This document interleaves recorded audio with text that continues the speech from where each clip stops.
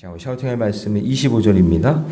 사무엘하 15장 25절 말씀 힘차게 샤우팅합니다. 시작. 왕이 사독에게 이르되 보라, 하나님의 궤를 성읍으로 도로 메어 가라. 만일 내가 여호와 앞에서 은혜를 입으면 도로 나를 인도하사 내게 그 궤와 그 계신 데를 보이시리라. 왕이 사독에게 이르되 보라, 하나님의 궤를 성읍으로 도로 메어 가라. 만일 내가 여호와 앞에서 은혜를 입으면 도로 나를 인도하사 내게 그 궤와 그 계신 데를 보이시리라. 왕이 사독에게 이르되 보라, 여호와 하나님의 궤를 성읍으로 도로 메어 가라. 만일 내가 여호와 앞에서 은혜를 입으면 도로 나를 인도하사 내게 그 궤와 그 계신 데를 보이시리라. 사무엘하 15장 25절 말씀. 아멘.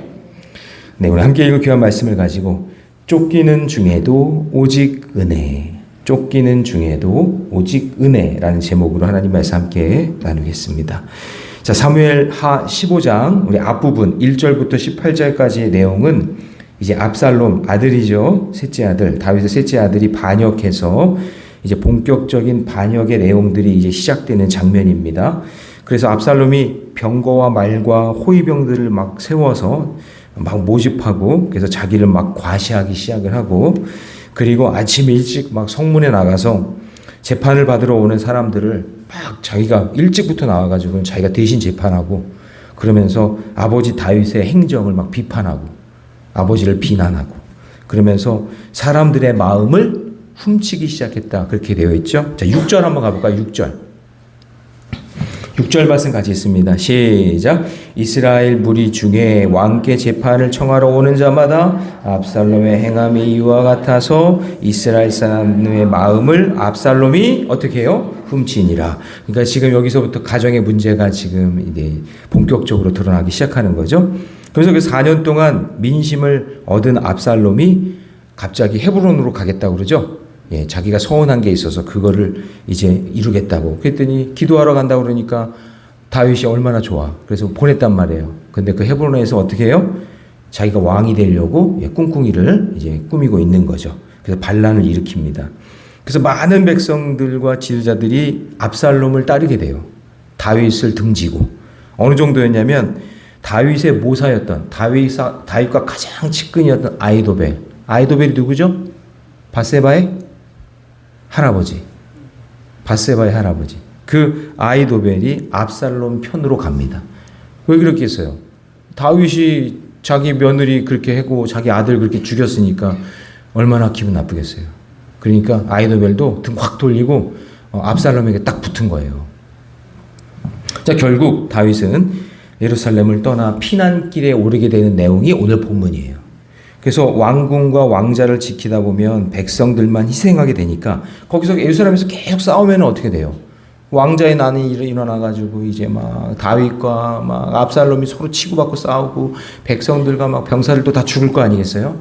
뭐 안 봐도 뻔한 거니까. 그래서 스스로 다윗이 왕궁을 떠나는 결정을 하게 되는 겁니다. 그래서 오늘 본문은 다윗이 왕자를 잃어버렸다라는 이야기보다는 이 쫓기는 상황 속에서도 어떻게 하나님의 은혜를 계속 붙들고 있는가. 이게 중요해요. 여러분 지금 내 인생이 막 쫓기는 인생 같고 지금 막 불안하고 막 힘들고, 여러분 아들이 자기를 죽이려고 막 쫓아오는데 그 마음이 어떻겠어요? 한번 생각해 봐요. 자기가 자녀를 사랑하는데 자녀들이 나를 죽이려고 쫓아오는 그것처럼 슬픈 일이 어디 있어. 근데 그때도 이 다윗이 하나님의 은혜를 붙잡고 있다는 것을 우리가 보게 된단 말이죠. 그래서 오늘도 마찬가지예요. 우리 인생 살다 보면 진짜 그런 일이 있단 말이에요. 그럴 때 은혜를 꼭 붙잡으셔야 돼요. 말씀을 꼭 붙잡으셔야 돼요. 이걸 놓쳐버리면 어디로 어떻게 행할지 몰라. 어디로 헤매게 될지 몰라. 그래서 끝까지 말씀 붙잡고 기도하고 그렇게 살아가는 인생 되시기를 주님의 이름으로 축복합니다. 자, 그러면 쫓기는 중에도 하나님의 은혜를 경험하려면 어떻게 해야 되느냐? 자, 첫 번째는 하나님이 세우신 질서가 있어요. 질서. 근데 그 질서에 순종해야 된다는 거예요. 다윗은 이제 함께 도망하는 블레셋 가드 사람 이때라는 사람이 등장하는데, 자, 여러분 제가 19절을 읽어볼게요. 그때의 왕이 가드 사람, 이 가드는 블레셋이에요.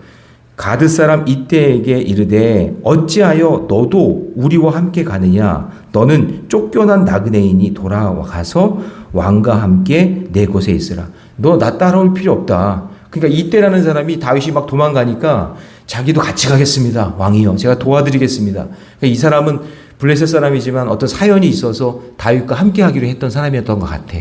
근데 이 사람이 딱 보니까 다윗이 막 쫓겨가는 그 모습을 보니까 너무나 불쌍한 거야.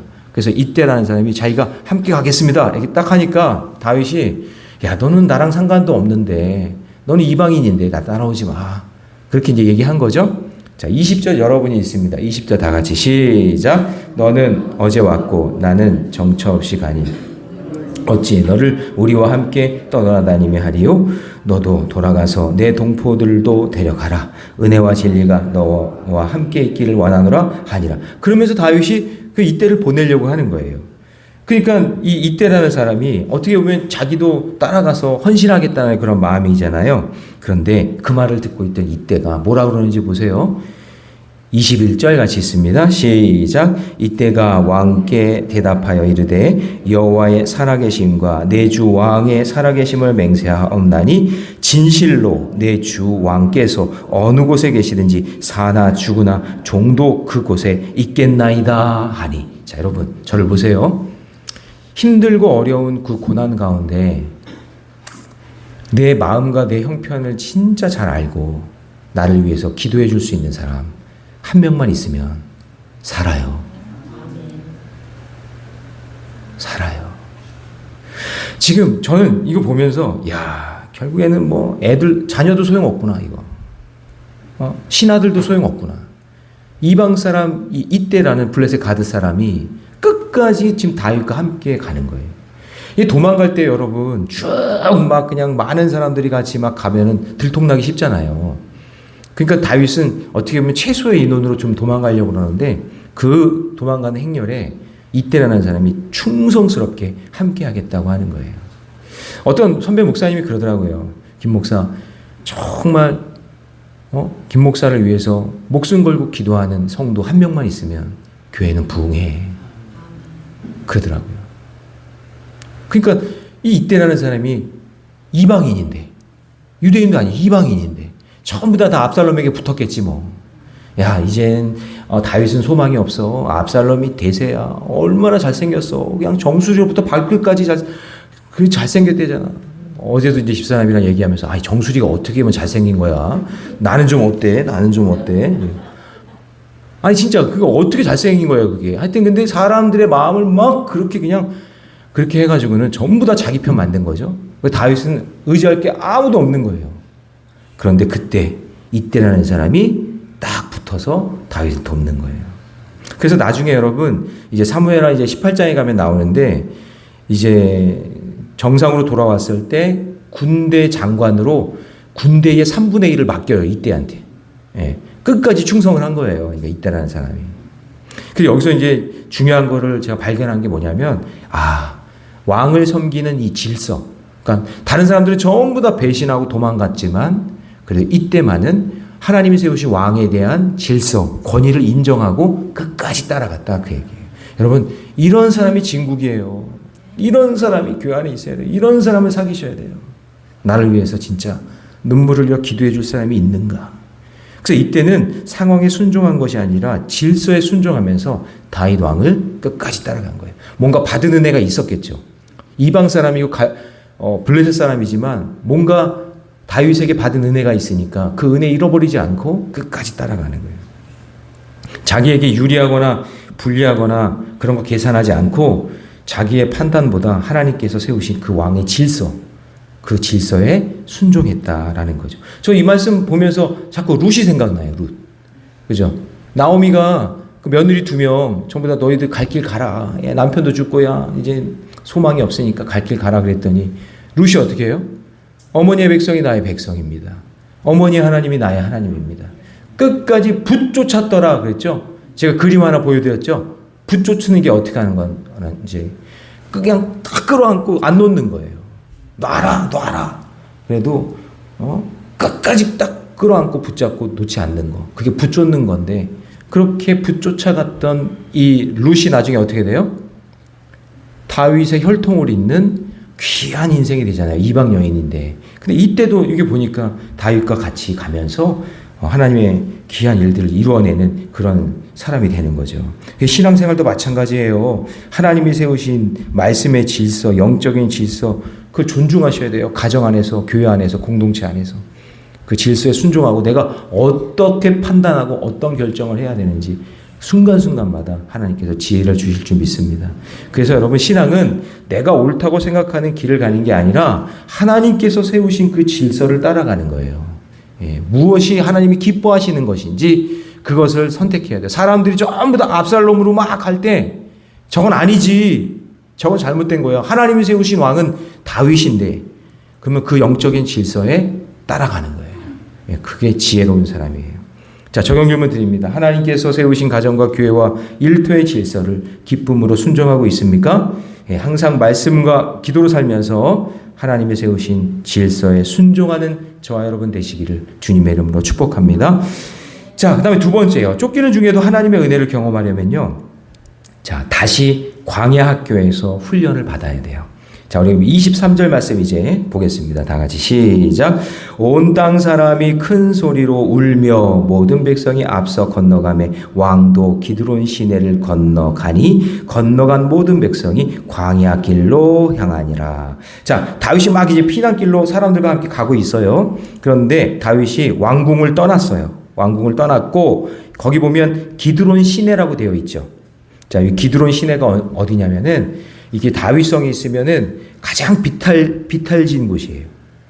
비탈진 곳. 너무 비탈져서 적들이 쳐들어올 수 없는 그런 곳인데 그 기드론 골짜기로 막 내려간 거예요. 도망갈 때. 그게 가장 빨리 도망가는 방법인 거니까. 글쎄 모르겠어요. 막 떼굴떼굴 굴렀을지도 몰라. 제가 가보니까 진짜 가파라요. 그 가파른 그 시내 그 골짜기를 쭉 내려가서 그 시내를 건너 광야 쪽으로 도망간 거예요. 동쪽으로. 그러니까 여러분 한번 생각을 해보세요. 예루살렘과 광야 사이에 가파른 골짜기가 하나 있어요. 왕의 자리는 예루살렘은 높아요. 성벽이 높은데 그 높은 왕의 자리에서 가장 낮은 광야의 자리로 곤두박질 친 거예요. 누가? 다윗이. 그래서 그 내린 그 자리가 어디였냐면 광야예요. 광야. 여러분, 과거 다윗이 사울을 피해서 어디서 훈련받았죠? 광야에서 훈련받았잖아요. 광야에서. 그리고 이제 왕이 됐잖아요. 왕이 됐는데 이번에는 사울을 피해서 간 게 아니라 자식을 피해서 광야로 가는 거예요. 자, 여러분 저를 보세요.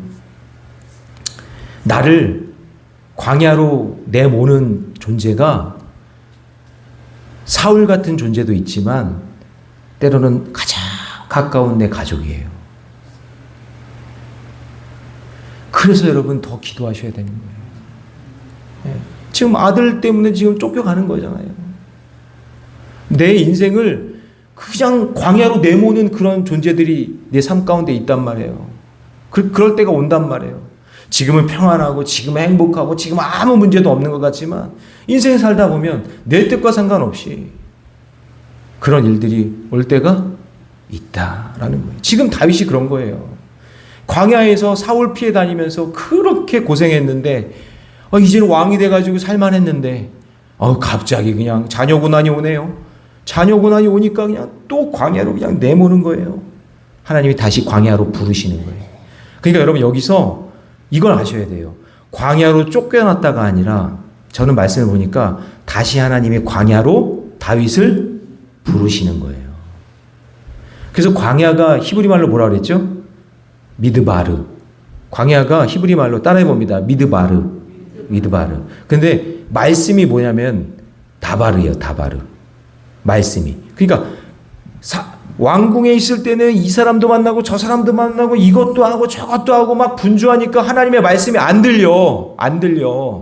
그런데 하나님 말씀이 안 들리니까 다윗을 다시 광야로 끄집어 내려서 그 광야에서 다시 하나님 말씀을 듣게 하는 거예요. 미드바르.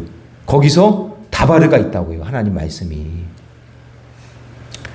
그래서 여러분 이스라엘 백성들도 출애굽했다가 그 12명 정탐꾼 보냈는데 막 그냥 이상한 얘기 해가지고 그 못 들어가고 40년 동안 광야에서 뺑뺑이 돌잖아요.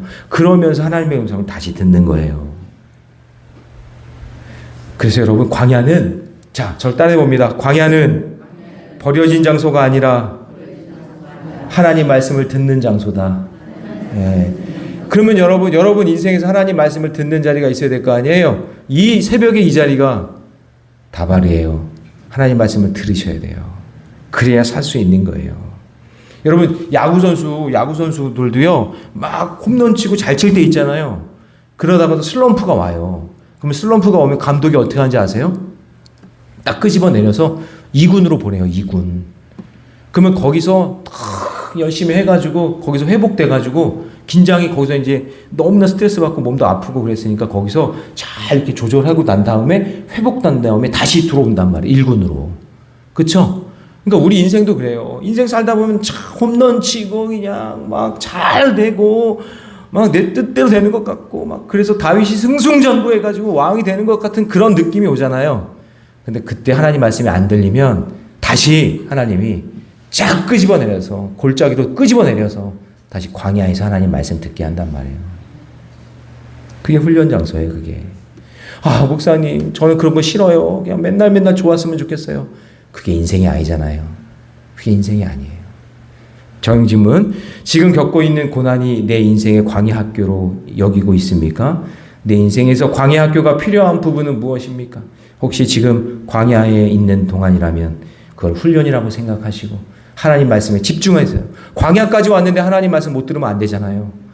예, 하나님 말씀 진짜 듣고 그 말씀에 순종하며 살아가기를 주님의 이름으로 축원합니다. 자, 세 번째요. 쫓기는 중에도 하나님의 은혜를 경험하려면 하나님의 계획과 섭리를 믿어야 돼요. 자, 오늘 본문에서 이제 제사장 사독과 아비아달이 이제 쫓는 다윗을 같이 쫓아가는데 갑자기 언약궤를 메고 막 쫓아오는 거예요. 자, 24절 같이 있습니다. 24절 시작. 보라, 사독과 그와 함께한 모든 레위 사람도 하나님의 언약궤를 메어다가 하나님의 궤를 내려놓고 아비아달도 올라와서 모든 백성이 성에서 나오기를 기다리도다. 그러니까 막 언약궤가 앞장서서 막 나오고 있는 거죠. 다윗은 저 골짜기로 막 도망간 상태고 이제 또 언약궤와 백성들도 같이 합류하려고 막 도망가려고 하는 상황인 거예요. 그러니까 이런 생각인 거죠. 언약궤가 있으면 살 수 있다. 언약궤가 있으면 살 수 있다. 이런 생각을 한 거죠. 자, 그런데 다윗이 그 언약궤를 다시 예루살렘으로 올려보내라 그래요. 자, 25절 다 같이 시작. 왕이 사독에게 이르되 보라, 하나님의 궤를 성읍으로 도로 메어가라. 만일 내가 여호와 앞에서 은혜를 입으면 도로 나를 인도하사 내게 그 궤와 그 계신 데를 보이시리라. 다윗은 언약궤를 자신의 안전을 위한 부적으로 사용하지 않았다, 그런 얘기죠. 여러분, 그 사사기에서 사무엘하 첫 번째에서 엘리의 두 아들 홈리와 비나스가 전쟁 나면 막 언약궤 들고 막 나갔잖아요. 그 전쟁에서 질 것 같으면 야, 언약궤 가져와 그러면서 막 나갔는데 그래서 언약궤 뺏긴 거잖아요. 언약궤를 부적같이 사용한 거잖아요. 그런데 다윗은 그게 아니에요. 지금 다윗은 그래도 지금 어떤 생각을 하고 있냐면 나의 왕권도 군대도 어떤 종교적 상징이 되는 이 언약궤도 그거를 붙들지 않고 오직 하나님의 계획과 하나님의 섭리를 붙들고 하나님께 다 맡기는 거예요. 내가 이거 계획할 수 없다. 이 언약궤가 있다고 해서 내가 사는 게 아니라, 내가 왕권이 있다고 내가 왕이라고 내 가정을 지킬 수 있는 게 아니라, 내 가정을 지키고 내 인생을 붙들 수 있는 것은 오직 하나님밖에 없구나. 하나님의 섭리, 하나님의 계획밖에 없구나. 그러면서 제사장 그 그룹을 모두 돌려보내요. 27절 같이 있습니다. 시작. 왕이 또 제사장 사독에게 이르되 내가 선견자가 아니냐. 너는 너희의 두 아들 곧 내 아들 아히마스와 아비아달의 아들 요나단을 데리고 평안히 성읍으로 돌아가라. 이렇게 얘기하는 거예요. 그러니까 모든 걸 좀 누구에게 맡기는 거예요? 하나님께 맡기고 내 인생의 길 여기까지 인도해 주신 분이 하나님이니까 하나님께 다 맡겨라. 맡기면 하나님이 인도해 주실 거다라고 하면서 이 언약궤를 들고 왔던 제사장 그룹을 다시 예루살렘으로 보내는 거예요. 여러분, 신앙도 마찬가지예요. 하나님의 섭리는 눈에 보이지 않지만 지금 분명히 역사하고 계시고 지금 하나님이 인도해 주실 줄 믿습니다. 여러분들이 다 판을 짜놨어도, 자, 여러분, 여러분이 다 판을 짜놓고 이렇게 하면 이렇게 해서 이렇게 하면 좋은 방법일 거라고 생각하는데 여러분 뜻대로 안 돼요. 누구 뜻대로 돼야 돼요? 하나님 뜻대로 돼야 되거든요. 그래서 여러분이 계획할지라도 그 길을 인도해 주시는 분은 하나님이잖아요. 그러니까 계획하세요. 여러분들 열심히 계획하세요. 그렇지만 마지막 결제는 하나님께 받으셔야 되는 거예요. 그래서 하나님 도와주세요. 제가 이렇게 여기밖에 못했는데 이렇게밖에 못하지만 하나님께서 인도해 주실 것을 믿습니다. 내 인생도 내 자녀들 하나님 책임져 주세요 하고 하나님께 맡기며 기도할 때 하나님이 인도해 주실 줄 믿습니다. 정형 질문 드립니다. 내가 해결할 수 없는 일들을 하나님의 계획과 섭리에 맡기고 있습니까? 아니면 여전히 내 노력으로 애쓰고 있습니까? 여러분 하나님께 맡길 수 있는 믿음의 삶이 되시기를 주님의 이름으로 축복합니다.